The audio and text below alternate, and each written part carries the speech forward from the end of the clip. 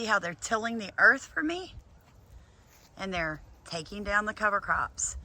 They're terminating them, and they're feeding themselves for free. So let me talk to you about how we got.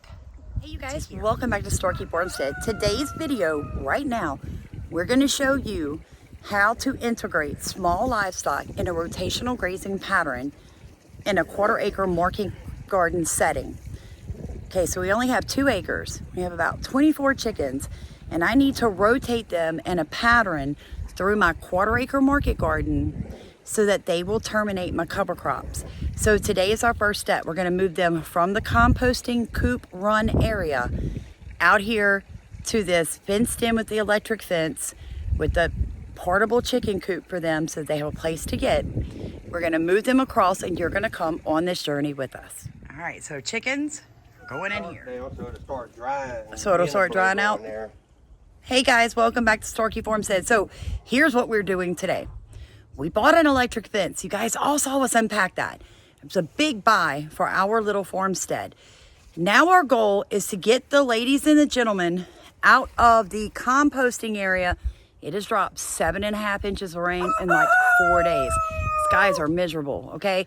So we're gonna take them all out of the composting chicken coop, chicken run.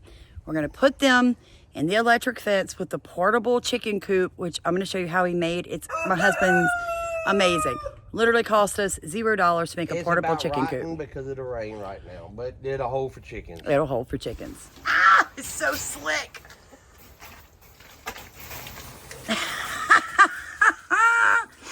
Look, this is a chicken rescue, you guys. Suck it up. So this really is compost, you guys. And when it dries out, you cannot buy this stuff. It's got rabbit manure, chicken manure, rotten vegetables. I mean, it's full of leaves and pine straw, grass clippings. I've been making it for several months. But it is definitely time to get these guys to a dry area. Winter tends to be wet and dreary, and this is how you take care of it.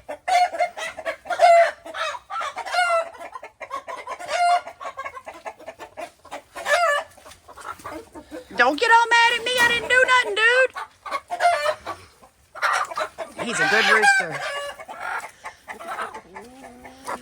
All right, one in. I gotcha. All right, you stay out here. So this is our first group we're moving, you guys. Thank God it's just 2 acres. Or we'd have to come up with a better way to do it. But I'm so excited. This is what we've been working for, is to use small livestock in the market garden to integrate both livestock and vegetables, just the way our forefathers did it. It's all about soil health. Okay, we're gonna turn the fence on. The dogs, I explained it to the dogs that this bites, but we have an 11-month-old puppy.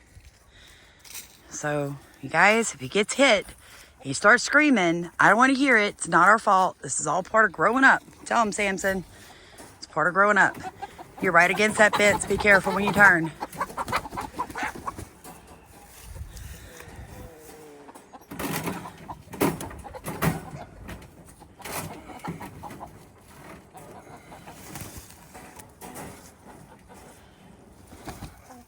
Sorry, I forgot to tell you guys what we used as a winter cover crop.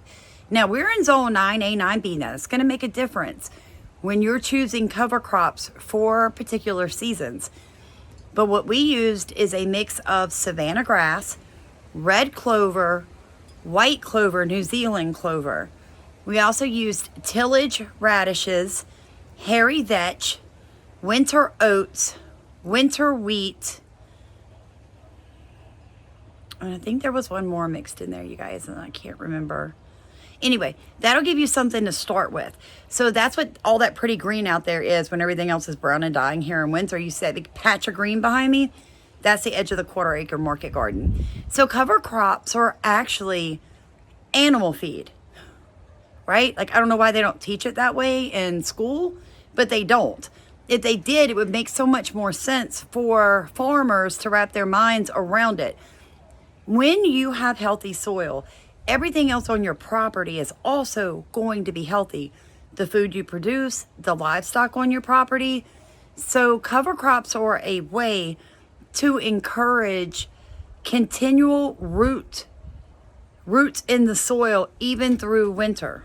So I hope this helps you guys choose a cover crop for your particular needs.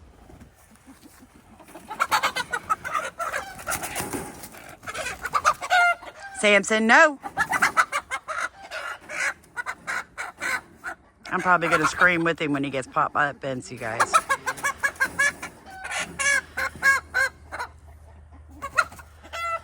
Okay. So you can see how happy they already are. These guys are used to being free ranged, but we had to put up the electric fence because Samson's not used to them. He's gonna put that big nose against it. Oh my God, it's gonna pop the fire out of him.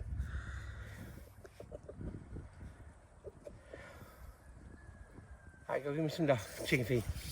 All right.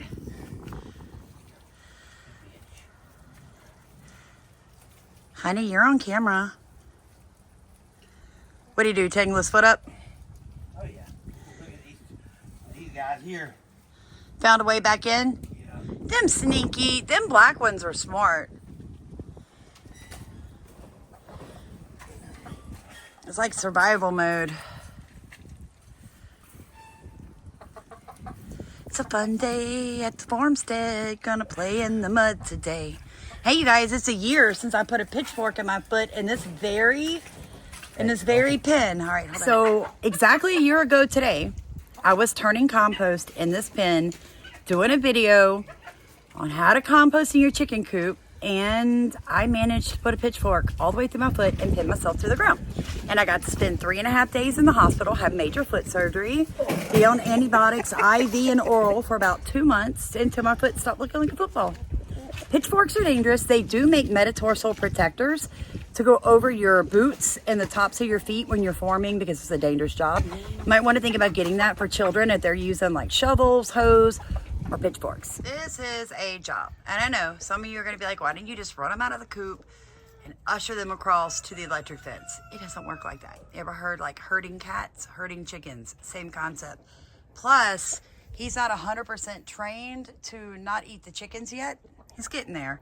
He's not even a year old. That's just a big puppy. So rather than risk my egg layers, we're gonna just do it the hard way. Second group of chickens, and we only got 6 more to go after this, you guys. Woo! 1 chicken at a time. Sweet Jesus, that's all I'm asking for. Hey, ding dongs, get out of the way. So it has rained so much, you guys, that the dogs have so much energy. I mean, they haven't stopped. Just running, playing, roughhousing, getting in the pond, running in the woods. Don't touch it. Ooh, I'm so afraid he's gonna touch it. I know he will, and I don't want to hear it. I'm such a chicken when it comes to that. They are loving it.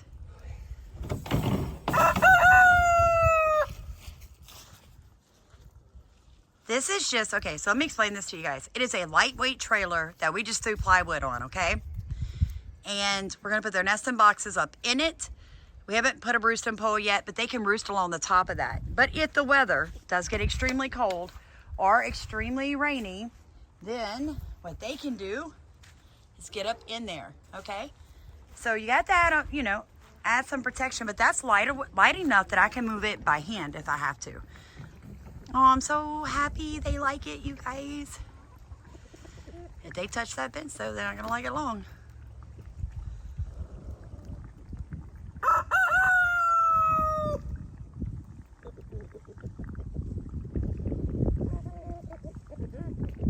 You guys, I'm not joking. They have so much energy. My amazing husband did it the last 6, but look at this. He told me, he said, guess what I'm doing when this is done? I said, what? He said, I'm going to take a shower. I stink. I was also going to bring some sheep onto the property. The problem was we had a couple really hard freezes down to 12 degrees. And unfortunately, you guys, I did not get a good enough cover crop flow or coverage here to keep sheep for more than a day. They'd eat this whole 1/4 acre down in a day. So we had a nixay on the sheep. What I am gonna do is bring some goats on when the chickens are finished eating all the green stuff to eat all the dead like okra and corn stalks that are still standing because I leave roots in the ground. So we'll see how that works.